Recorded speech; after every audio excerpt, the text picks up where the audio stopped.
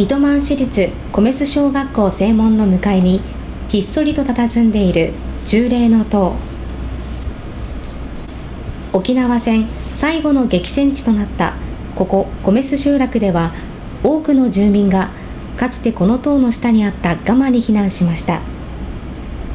しかし1945年6月21日、米軍はガマに向けて攻撃し封鎖。ガマ内に避難していた多くの住民が犠牲となりました。1959年、生き残った遺族の手によって忠霊の塔が建てられました。台座には慰霊碑としては珍しく、戦没者159名の名前とともに屋号が刻銘されています。元中学校の教員であり、忠霊の塔の語り継ぎの中心を担ってきた久保田悟さん。久保田さんにとって忠霊の塔はどのような存在なのでしょうか。ここで眠ってるんだっていう中での私たちの感じ方がありますね。だから慰霊の塔がありますと、どこでも手を合わせてやっておりますけれどもね、ほぼ私にとってはもう日常です、こちらは。でも人々がこっちに振り向いてくれないっていうのを時々感じますね。多分小学生がどうなのかなって。私が講話に入った時は忠霊とちょっとお話はします。それから後ろのガマの話もします。そういうことですので、多分学校ではそこまでは行ってないのかなっていう感じがしておりましてね、もう忘れ去られていくような感じが非常に辛い思いではあります。塔みたいな、何々に塔と知りません。こちらの前ですかね。はい。これは慰霊碑ですよね。うちは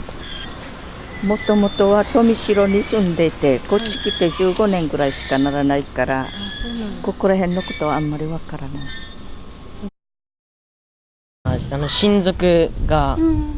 この戦争で亡くなって名前が刻まれてる。こんな狭いところで戦争にあってかわいそうだなと思いました。これこっち戦争の時亡くなって下にあれだね、ホールがあるから。じゃあしてませんね、私は。ごめんなさい。なんか寂れた感じで、塵もいっぱいだし、忘れ去られた感じね。一応戦没者の埋葬するところということで、ここの下に壕があるんですよね。でこの壕の人たちの中で亡くなった人たちが祀られているところということを聞いたことはあります。もうね、みんなの協力がないとこういうところは個人でやったって続かないと思うのよね。例えば清掃するにしても、私はここに住んでませんけども、ぜひ大事に残していってほしいなと思います。多分継承されていくんじゃないですかね。ただその継承する人たちがちょっと少なくなってきてると思うので、やっぱり学校教育としてまた子どもたちに伝えて、やっぱりこっちのやっぱり亡くなった身内の方がいらっしゃると思うので、それをまた自分たちの子どもたちとかそういう孫たちに継承していくと思います。6月23日の平和に向けて平和学習として裏山の郷に行ったり、平和記念資料館に行ったり、こっちの地域の身近なものを調べたりしてるんですけど、戦争体験者の話を聞けるのは僕たちの世代が最後なので、しっかり戦争体験者から聞いたことを次の時代にしっかり語り継ぎつないでいく責任があると思います。戦争を体験した人の孫とか